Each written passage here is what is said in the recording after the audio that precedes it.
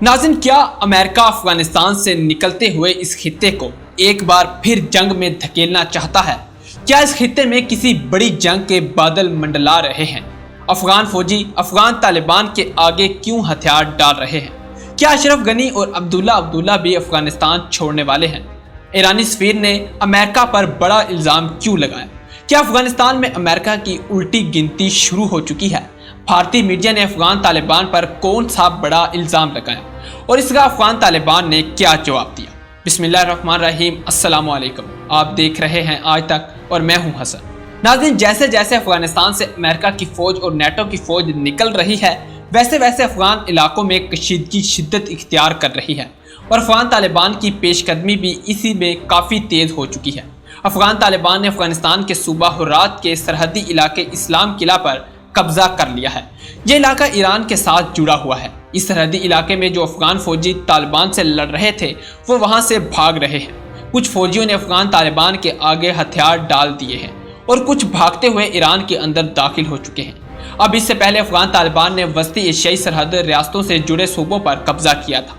नाज़रीन, अफगानिस्तान की सूरत हाल पर पाकिस्तान में ईरान के सफीर सैयद मोहम्मद अली हुसैनी ने कहा है कि अफगानिस्तान में अभी भी खाना जंगी के खतरात मंडला रहे हैं और ईरान के सफीर ने अमेरिका पर इल्ज़ाम लगाया है कि अमेरिका ने पहले शाम और इराक में दाइश को पार रखा था, अब अमेरिका अफगानिस्तान में दाइश को लेकर आ गया है, इसलिए अफगानिस्तान में कोई नई खाना जंगी हो सकती है। दूसरी तरफ ईरान के बाद तालिबान की क़यादत मुज़ाकरात के लिए रूस के दारुल हुकूमत मास्को में पहुंच चुकी है। तालिबान ने यकीन दहानी कराई कि अफगान सरजमीन किसी दूसरे मुल्क के खिलाफ इस्तेमाल नहीं होगी। नाज़रीन, तालिबान का वफद ऐसे वक्त में रूस के दारुल हुकूमत मास्को में पहुंचा है जब रूस के इत्तेहादी ताजिकिस्तान के सरहदी इलाकों पर अफगान तालिबान ने कब्जा किया है। ताजिकिस्तान ने अपने 20,000 फौजी सरहद पर तैनात कर दिए हैं, जबकि रूसी वज़ीर ख़ारजा का कहना है कि इनका मुल्क ताजिकिस्तान में मौजूद अपने इत्तेहादियों की हिफाजत के लिए इस्तेमाल कर सकता है।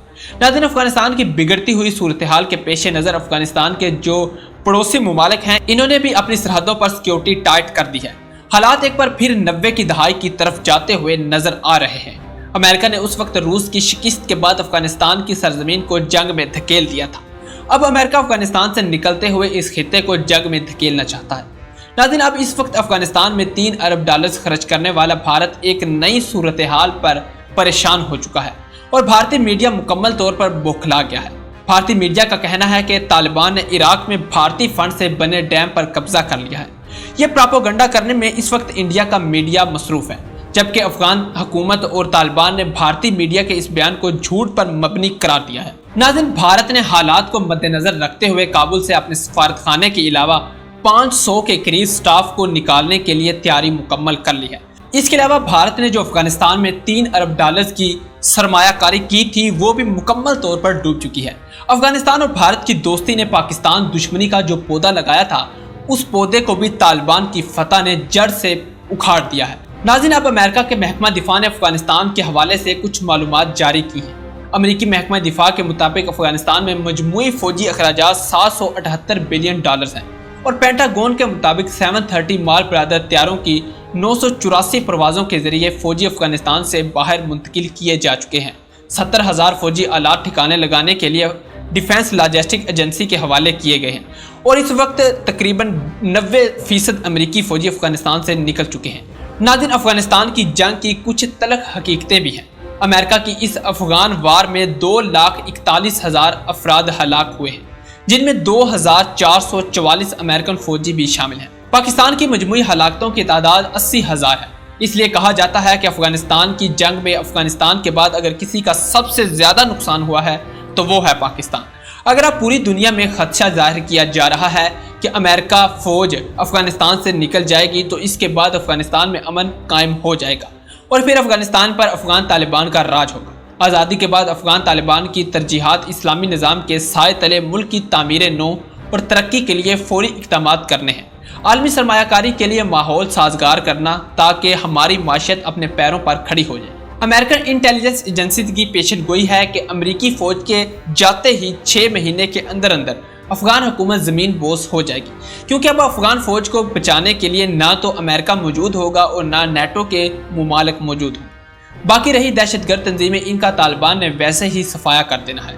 बहुत सारे दहशतगर्द तंजीमों का अफगान तालिबान ने खात्मा कर दिया है। اس لیے میرے حساب سے 6 مہینے بہت زیادہ ہیں، بلکہ چند دن یا چند ہفتوں میں اشرف غنی کی حکومت کا تختہ الٹ جائے گا۔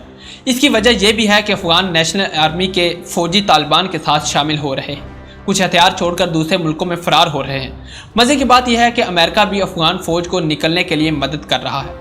وقت بدلنے کے ساتھ ساتھ امریکہ کی گردن سے سریا نکل رہا ہے اور آج امریکہ کی الٹی گنتی شروع ہو چکی ہے، کیونکہ جو امریکہ آج سے پہلے دوسرے ممالک کو افغانستان میں لے کر آتا تھا تاکہ افغان طالبان کے ساتھ جنگ لڑی جا سکے، آج وہ امریکہ ان ممالک کو افغانستان سے نکال رہا ہے۔ بہت سے افغان فوجی جو امریکی فوجی اور انتظامیہ کی مدد کر رہے تھے، ان سب کو تاجکستان میں پناہ دلوائی جا رہی ہے، وہاں سے وہ نکل کر امریکہ جا رہے ہیں۔ طالبان کی اپنی اطلاعات کے مطابق ہر مہینے 1000 سے 1500 لوگ تقریباً دشمن کی صفوں سے نکل کے ان کے ساتھ شامل ہو رہے ہیں، لہٰذا عنقریب اشرف غنی اور عبداللہ بھی امریکہ میں چلے جائیں گے اور وہاں پر کسی نہ کسی اسٹیٹ میں رہ جائیں گے۔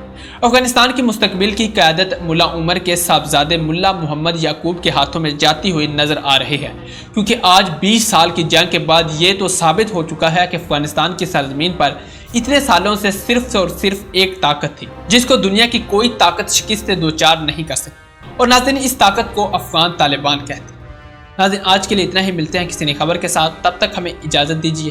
اللہ نگہبان۔